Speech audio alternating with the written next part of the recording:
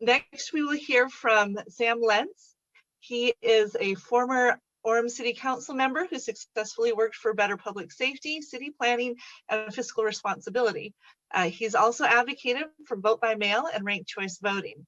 And although he joined the United Utah Party recently, he's been in dialogue with us and watching us closely for years. So we're excited to hear from Sam.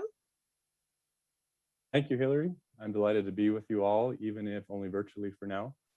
Today, I want to share what led me to join the party, why it took me so long, and what excites me about our future. As she just mentioned, I served on the Orem City Council, and I love that opportunity to serve. I'm so proud of those working to improve our community. However, losing a close re-election bid, it was only 12 votes actually, was a huge relief for me and my family. In government, at every level, the best solution often fails to win enough support, and that can be frustrating for personalities like mine. In our case, we had 7 officials trying to please 100,000 residents with competing interests and priorities, and that's often difficult or impossible to do.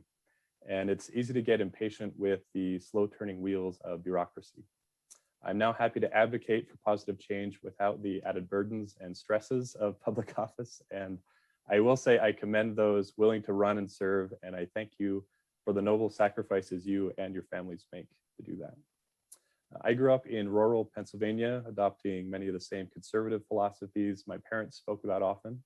My father was far from a builder in the traditional sense. Household projects he was brave enough to tackle often ended up involving an unplanned and excessive amount of duct tape. But my parents both excelled in building up our small community through all kinds of service. As one of the area's only young members of my faith, I learned what it felt like to stand out. I learned both from successes and failures the importance of following my conscience, even when I might stand alone against the prevailing current of my peers. As I matured into adulthood, I grew to understand how my words and actions could affect not only my life and relationships, but also help shape the world around me in small but meaningful ways. Living and traveling abroad in remote villages and bustling cities, including places where I didn't speak the language, I began to see social and economic issues through multiple lenses.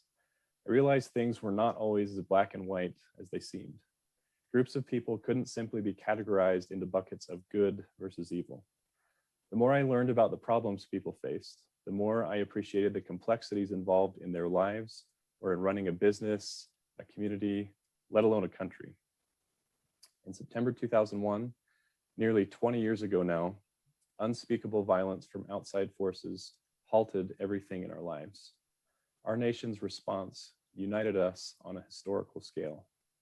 Political philosophies and affiliations felt irrelevant. Disharmony in our communities seemed to vanish in a day. We were all Americans, one nation under God. Unfortunately, the hyper-partisanship we've seen sweep the nation more recently is tearing us apart from within.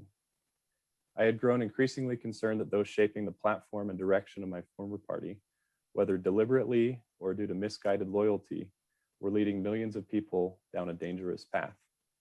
We must not reduce dynamic, individual human beings to a single binary factor, like which side of the aisle they fall on. If we do, contempt can cloud our vision to the point that we only perceive a villainous mass of opponents with the worst intentions. We will never see or value one another's humanity, complexity, or creativity. We deny ourselves opportunities to learn and grow. Almost any group of individuals shares some common values and goals, but undisciplined rhetoric and stubbornness in our approach can lead to destructive infighting and gridlock. Conflict is necessary. We can and should disagree regularly, but there is a better way to manage it. Effective public policy and governance require that we attack issues, not people. And that approach is what I have found in the United Utah Party. I watched with hope and eagerness from the beginning. Richard Davis informed me of the group's plan to organize, and while I was intrigued by the concept and platform, I wasn't ready to switch yet. I thought I could do the most good by trying to reform my party from within. I didn't want to lose my voice in Utah County's predominant primary elections, and I feared any alternative might be in vain. I still held a glimmer of hope that the party would return to the principles I valued. That hope, however, was extinguished in January with the assault on our nation's capital complex and the institutions it houses and represents. That very night, I joined the United Utah Party. Finally, I felt free.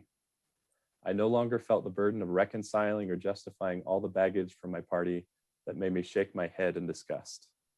I was no longer troubled by those demanding allegiance to party over allegiance to the nation or even to my own conscience. I no longer worried about pressure to conform to homogenous standards for how I was supposed to think or feel about an issue. I would no longer be told by my party who I was supposed to despise or oppose at almost any cost. Now I am free to say and do what I believe to be right. I am free to disagree with members of my own party and work together with them to find common ground. I am free to recognize and appreciate the imperfect humanity from those across the political spectrum, knowing a different perspective does not make us enemies. I'm free to value the findings of scientists and experts without worrying whether they pass a political purity test. I love Utah and its people, and I know the values driving this party resonate with them. Many are watching and waiting, just like I was, for a moment when they feel they can make a real difference. Even for those who have tuned out from politics entirely, unwilling to tolerate the antics of the incumbent parties, we can give them hope again, just like you gave me.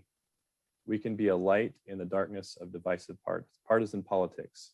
I hope that vision unites us in purpose. Thank you, Uniters, for letting me be part of that.